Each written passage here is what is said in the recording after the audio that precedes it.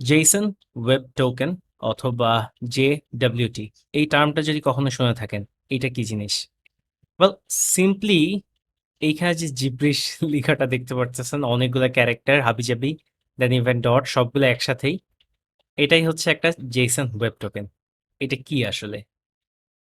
এইটা পুরোটা একটা জেসন অবজেক্ট, অ্যান্ড যেটাকে হচ্ছে যেটাকে অ্যাকচুয়ালি এনক্রিপ্ট করে এমন করা হয়েছে।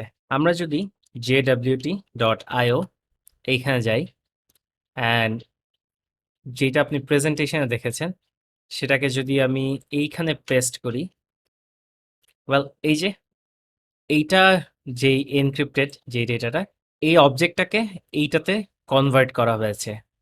সো তার মানে হচ্ছে কি, এই স্ট্রিংটা কিছু ইনফরমেশন হোল্ড করে। সো ইনফরমেশনগুলো কি ইনফরমেশন? আমি যদি ব্যাক করি, ইনফরমেশনটা হচ্ছে অথেন্টিকেশন ইনফরমেশন। মনে করেন আপনি সার্ভারে আপনার ইউজার নেম পাসওয়ার্ড দিয়ে লগ ইন ইউআরএল আপনি হিট করেছেন, অ্যান্ড ও আপনাকে অথেন্টিকেট করলো যে user name password correct, and সে আপনার ইনফরমেশন, একটা অবজেক্ট, যে আপনার নাম কি, আইডি কি, আরও আপনার রোল কি কি আছে, এই সব মিলিয়ে সে একটা অবজেক্ট রিটার্ন করলো, বাট জেসন ওয়েব টোকেনের, দ্যাট ইজ এরকম স্ট্রিং আকারে রিটার্ন করলো। সো নেক্সট টাইম আপনি সেটা আপনার কাছে, আপনি আপনার ক্লায়েন্ট সাইডে রেখে দিলেন অথবা আপনার ফ্রন্ট এন্ডে রেখে দিলেন। সো নেক্সট টাইম যতবার রিকোয়েস্ট দিবেন, সাথে এই টোকেনটা পাঠিয়ে দিবেন, অ্যান্ড সার্ভার সেই টোকেনটা ভেঙে বুঝতে পারবে অ্যাকচুয়ালি আপনি কে, বা আপনার আইডেন্টিটি সে বুঝতে পারবে।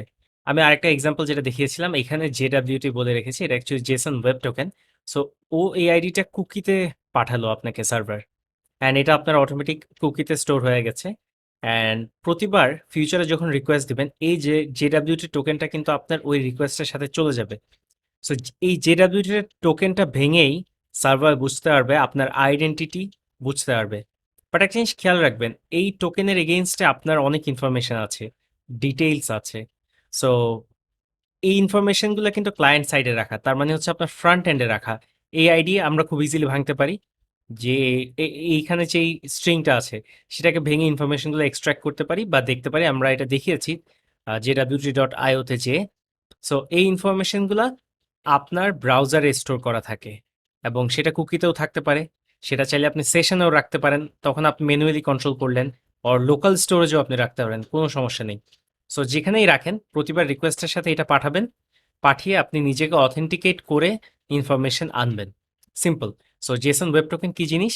এরকম একটা জিব্রিশ স্ট্রিং, যেটার ভিতরে আসলে অবজেক্ট বা কোনো ডেটা থাকে।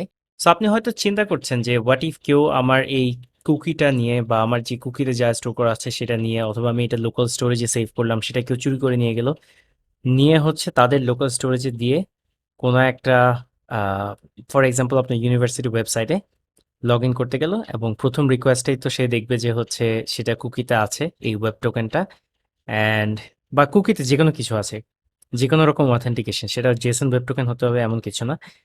সে ওই ওয়েবসাইটে ভিজিট করার সাথে সাথে কি হবে? ওয়েল, রিকোয়েস্টের সাথে সাথে ওই যে কুকিটা গেল, সার্ভার কিন্তু জানে না আপনি কে, সে ওই টোকেন ভেঙেই কিন্তু দেখবে। সো সার্ভারের কাছে আপনার যেই ফ্রেন্ড আপনার থেকে কুকিটা স্টিল করে নিয়ে গেছে, সার্ভারের কাছে কিন্তু সেটা স্টিল আপনি।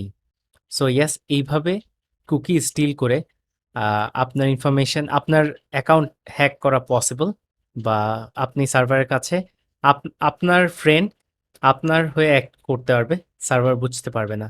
আর জেসন ওয়েব টোকেন নিয়ে যদি আরেকটা কথা বলি, ফর এক্সাম্পল জেসন ওয়েব টোকেনের ভেতরে স্টোর আছে আপনার নাম, আপনার ID, and then most importantly আপনার রোল, আপনার কি কি রোল আছে। একটা হচ্ছে মনে করেন অ্যাডমিন, আর একটা হচ্ছে টিচার, আর একটা হচ্ছে স্টুডেন্ট রোল।